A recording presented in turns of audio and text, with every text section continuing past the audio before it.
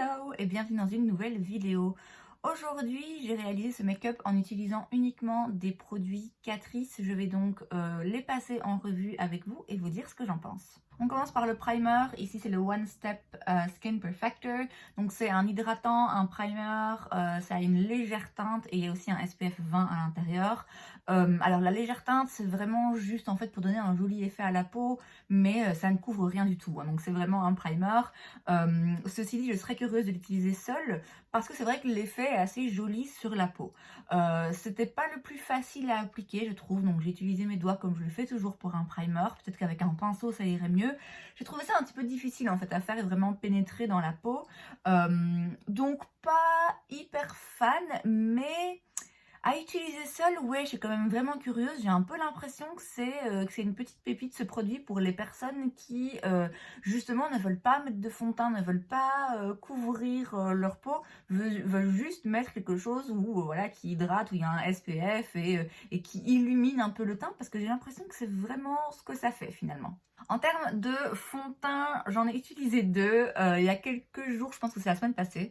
J'ai fait une vidéo où je comparais deux fonds de teint de chez Catrice. Donc d'un côté on a le HD Liquid Coverage et de l'autre on a le True Skin Hydrating Foundation. J'avais commencé la vidéo en donnant l'avantage à ce fond de teint parce que c'était un de mes favoris pendant très très longtemps et que celui-ci j'avais un petit peu du mal à en savoir vraiment ce que j'en pensais. Et j'ai fini par changer d'avis et je préfère celui-ci, en tout cas l'effet que ça a sur ma peau, je le préfère au HD Liquid Coverage. Ce que j'ai fait par la suite, c'est que j'ai tenté de mélanger les deux pour voir ce que ça donnait et j'aime vraiment bien faire ça en fait. D'une part, ben voilà, on a le côté hydratant et très joli effet en même temps naturel sur la peau de celui-ci et en rajoutant quelques gouttes de ce fond de teint, on augmente un petit peu la couvrance et le pouvoir du fond de teint de rester en place. Qui plus est, en termes de teinte pour ma peau, j'aime bien rajouter un petit peu de chaleur parce que celui-ci utilisé seul, bien que ce soit un fond de teint normalement neutre, il est un petit peu rose sur moi. On passe à l'anti-cerne. Alors là, par contre, j'aime vraiment pas. Ici, c'est le True Skin High Cover Concealer. Donc, c'est la même ligne que le fond de teint que j'aime vraiment beaucoup. L'anti-cerne, vraiment, ça passe pas. J'avais aussi un Liquid Camouflage de chez Catrice qui, pareil, j'aimais pas trop. C'est trop léger, en fait. Ça couvre pas assez à mon goût. Alors, certes, c'est hydratant, mais du coup, en ce qui me concerne, ça bouge partout. Je l'ai essayé plusieurs fois. Hein. J'ai essayé de l'utiliser en le fixant avec des poudres que j'adore, que je sais qui fonctionnent hyper bien. Tu sais, malgré ça, il bouge et ça m'apporte pas assez de couvrance en fait, vraiment. Alors bon, si vous aimez le maquillage naturel, peut-être que ça marchera. Et franchement, même si c'est votre cas, je trouve que vraiment il file dans les plis. Non, franchement, j'aime pas du tout. Pour la poudre, j'ai la Poreless Perfection Powder. Alors, je l'ai utilisée pour pas tricher, pour donc fixer mon anti-cerne. Ça marche pas du tout comme poudre sous les yeux. Je l'ai utilisée avec du anti-cerne aussi. Et non, c'est pas une poudre pour dessous les yeux. Pour fixer le reste du make-up, oui, ok, pourquoi pas. En fait, je sais pas si vous voyez, elle est légèrement, très légèrement lumineuse. Alors, je l'ai aussi appliquée avec une petite éponge dans ces zones où mes pores sont un petit peu plus visibles, puisque c'est vraiment le but de cette poudre, c'est de finir le teint et de réduire l'apparence des pores et des lignes, etc. Ouais, je suis pas convaincue, c'est pas une mauvaise poudre en soi, mais oui, j'ai du mal à trouver une façon de l'utiliser qui pour moi vaille vraiment le coup. Alors oui, je peux toujours la rajouter, comme j'ai dit, en dernière touche pour juste, ouais, rajouter une poudre, mais franchement, c'est pas trop le but en fait. Pour le bronzer, j'ai le Sun Glow Matte Bronzing Powder. C'est un bon bronzer. Si on le compare au bronzer de chez Essence, il est un peu plus pigmenté. Donc ici, il faut quand même un peu faire gaffe. Il ne faut pas y aller franco avec son pinceau parce que même s'ils se font bien dans la peau, il y a quand même de la pigmentation. Donc vous risquez de vous retrouver avec un petit peu trop de bronzer. Donc définitivement, pensez à bien taper votre pinceau, à pas avoir d'excédent sur votre pinceau quand vous l'appliquez. Mais sinon, franchement, c'est un très beau bronzer. La teinte, Déjà, rien que ça est très joli, ni trop chaude, ni trop froide. C'est vraiment une très belle teinte. Ils sont bien dans la peau, il est joli. Comme le reste des produits Catrice, on est sur du très bon marché. Donc franchement, c'est une bonne option du drugstore. Alors, le blush, moi ici, j'ai le Blush Box Glowing. C'est la teinte Dolce Vita. Ok, d'abord, déjà l'odeur. Je n'arrive pas à mettre le doigt dessus. Ça sent du vieux maquillage, pas du maquillage dépassé, bourri, mais ça sent en fait une poudre de maquillage que j'avais quand j'étais petite. Je sais pas quoi, mais vraiment ça me renvoie à mon enfance. Et quand je sens ce blush, oh mon dieu, ça me rend nostalgique, mais vraiment la bonne nostalgie, pas celle qui déprime. Ça me rend juste heureuse. J'adore cette odeur. Au-delà de l'odeur, parce que bon, c'est pas suffisant pour aimer un blush, j'aime beaucoup la couleur. A priori, quand j'ai vu ce blush, je me suis dit, ah, j'aime pas en fait ces blushs où vous avez plusieurs couleurs et vous devez tout mélanger. Je comprends pas en fait le but. Je trouve ça un peu, oui ou pas, peut-être que vous trouvez ça joli. Je comprends pas l'intérêt. Juste, mélange-moi directement les poudres pour donner l'effet que tu veux me donner. Ce genre ouais, de blush avec plusieurs teintes à l'intérieur, je ne comprends pas vraiment. Mais enfin bref. Au final, ce que ça donne, donc quand on mélange tout ensemble, c'est un très joli pêche, un petit peu corail, ce qui est typiquement le genre de blush que j'adore. Ils disent ici que c'est glowing, et en effet c'est assez lumineux. Alors c'est pas brillant, c'est un blush mat, mais c'est quand même très légèrement satiné. Alors c'est très léger, hein, moi qui n'aime pas trop les blushs brillants, mais du coup c'est vrai que ça donne un effet lumineux très joli, très naturel en fait à la peau. Alors l'highlighter, c'est le More Than Glow Highlighter, c'est la teinte 20 Supreme Rose Beam. Ici, on est sur de l'highlighter qui est puissant, qui est vraiment métallique, qui se voit de très loin. Alors, c'est une teinte qui, pour moi, en ce moment, est encore un petit peu trop claire. Quand je la mets avec un pinceau, ça va, hein, ça donne moins l'effet blanc rosé que ça donne quand je l'applique comme ça avec mon doigt. Mais je trouve l'application avec un pinceau pas top. En fait, je trouve que c'est une texture un petit peu difficile à attraper sur le pinceau. Ça fait un petit peu ça s'effrite un peu, j'arrive pas trop à l'expliquer. Voilà, c'est pas le plus facile à utiliser avec un pinceau. Je crois que c'est le genre d'highlighter que j'utiliserai avec une éponge pour avoir vraiment le côté hyper lumineux, brillant et métallique. Mais du coup, si je l'applique comme ça avec une éponge ou directement au doigt, on arrive à quelque chose d'un petit peu trop clair. Mais bon, ça c'est une question de teinte. En ce qui concerne l'highlighter en lui-même, c'est un bon highlighter du drugstore si vous voulez quelque chose qui se voit de loin. Définitivement, vous ne serez pas déçus. Et on termine le teint avec le spray. Ici, c'est le Prime and Fine Multi-Talent Fixing Spray. C'est un spray, franchement... Je vois rien de hyper spécial par rapport à ce spray. Je trouve pas que ça réduit grandement l'aspect de la poudre. C'est pas un truc hyper lumineux, c'est pas non plus un spray qui va matifier la peau. C'est un spray sans doute qui contribue à la longue tenue du maquillage. Voilà, c'est un spray, c'est pas un mauvais spray. Le mist en lui-même est bon aussi. Voilà, c'est juste rien d'hyper différent. Alors, pour les sourcils, j'ai utilisé le Slimmatic Ultra Precise Brow Pencil. Ici, c'est la teinte 40 Cool Brown. Je suis pas fan de la formule de ce crayon pour les sourcils. La couleur est correcte pour moi en ce moment. Si je garde ma couleur de cheveux naturelle, c'est trop foncé. Mais pour le moment, ça marche. Je suis pas fan de la texture en fait parce qu'il glisse très facilement. Alors l'avantage c'est que on ne se griffe pas la peau en mettant un crayon à sourcil, mais du coup ça glisse un peu trop facilement à mon goût et je trouve qu'on peut facilement déraper en fait.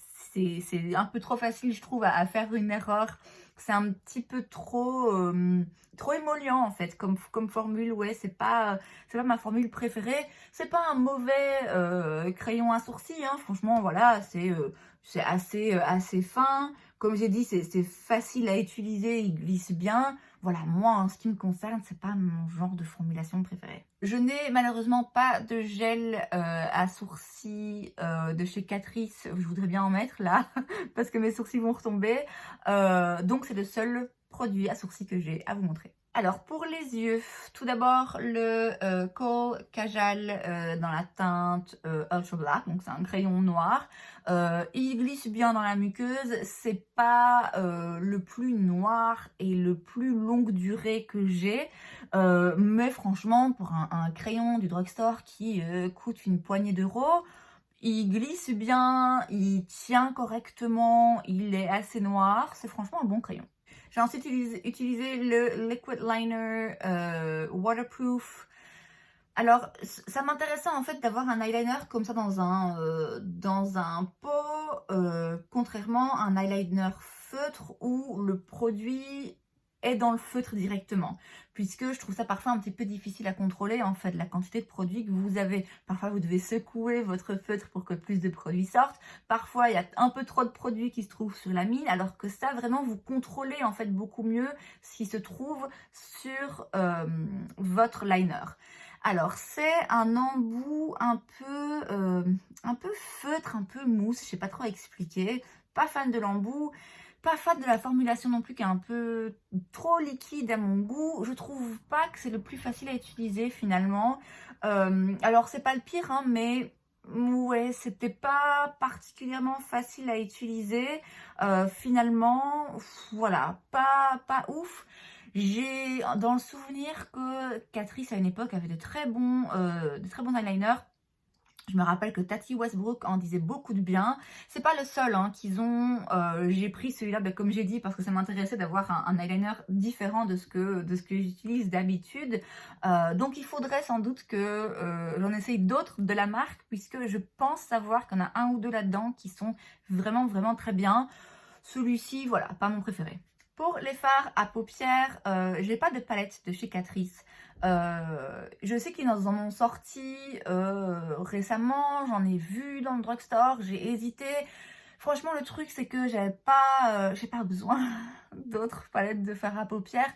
Certainement pas d'une palette Catrice qui, bon, aurait peut-être été sympa.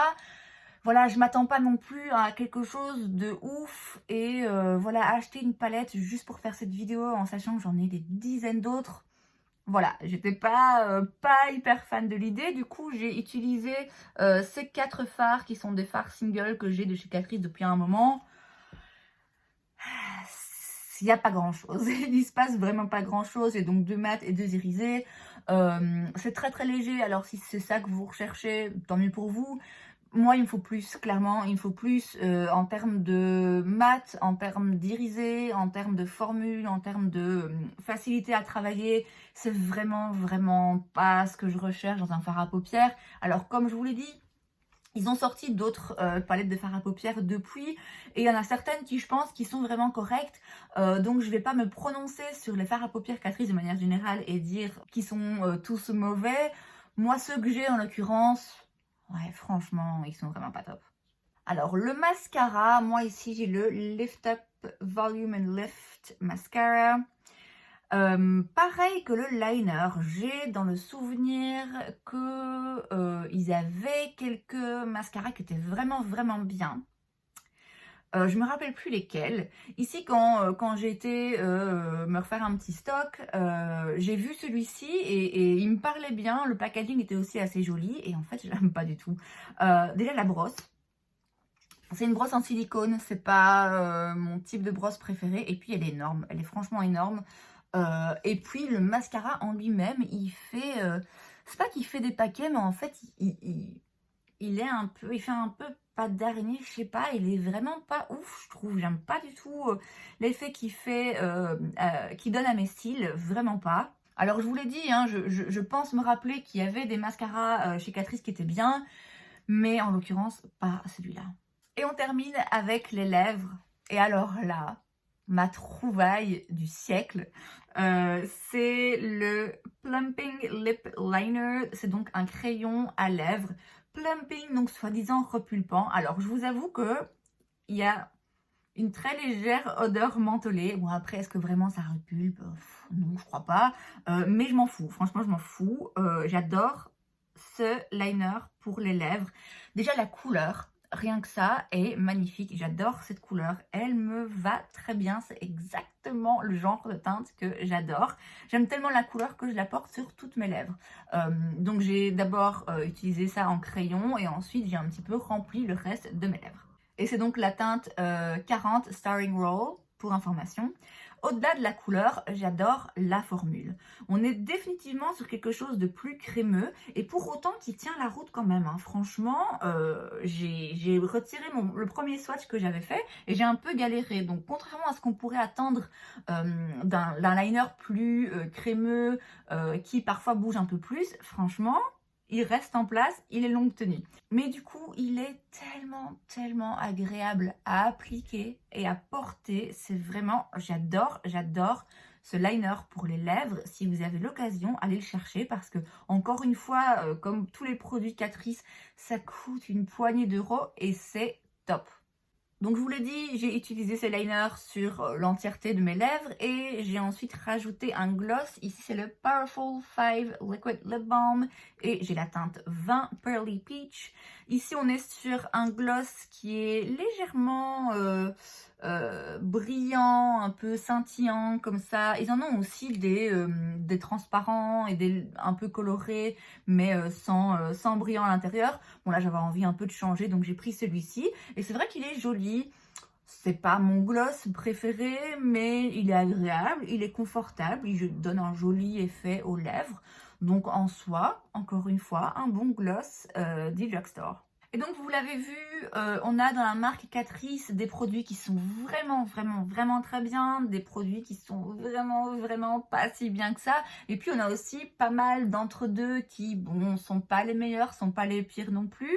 Je vais sans doute dans les jours qui suivent faire une autre vidéo un peu plus condensée du coup, dans laquelle je vous présenterai uniquement les 3 meilleurs et les 3 pires. Donc restez à l'écoute. Et c'est donc tout pour cette vidéo, j'espère que ça vous a plu. Si c'est le cas, n'hésitez pas à laisser un like. Vous pouvez aussi vous abonner à ma chaîne parce que c'est gratuit, donc pourquoi pas.